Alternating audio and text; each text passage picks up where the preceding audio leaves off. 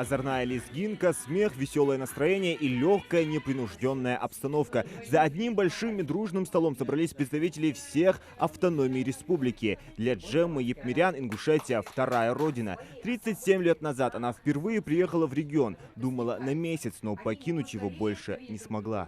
Спасибо судьбе, что вот судьба меня сюда привела. Я очень довольна, очень люблю ингушский народ.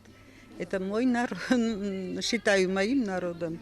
В самом маленьком регионе страны в мире и согласии проживают более 70 национальностей. Здесь они нашли своих друзей, кров и долгие годы живут в соседстве, внося свою лепту в развитие республики. Так, распоряжением главы Ингушетии юбилейными медалями 250 лет единения Ингушетии с Россией награждены более 20 представителей различных диаспор.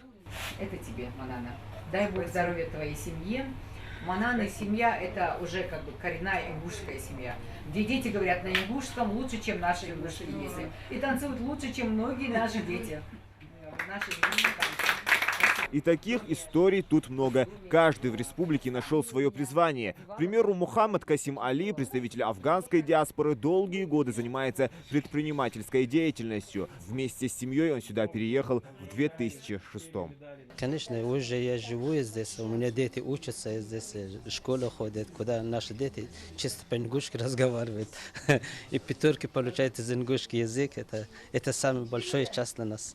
Русские, украинцы, армяне, азербайджанцы, грузины, дагестанцы – все они доказали, не существует отдельных национальностей, они большая и дружная семья. А то, что их отметили на таком высоком уровне, не может не радовать.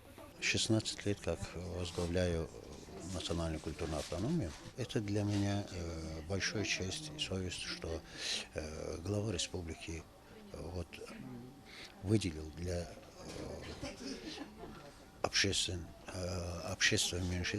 меньшинства и оценил их труд.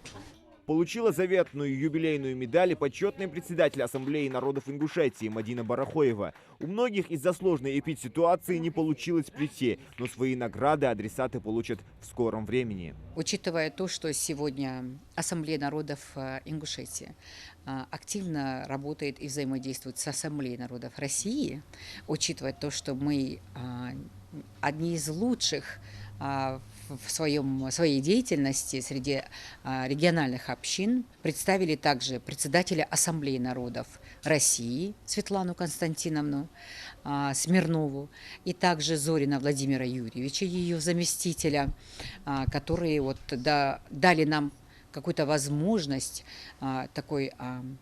дали нам искру для того, чтобы мы развивались. Это люди нас поддерживали, и глава республики с удовольствием подписал эти распоряжения. Это их крайняя встреча в 2020 году, и каждый из них надеется, что в 2021 они смогут свободно встречаться, проводить массовые мероприятия и делиться с другими своей уникальной самобытной культурой, без опаски заразиться коронавирусом. Зелимхан Калоев, Магомед Билакиев, Новости 24.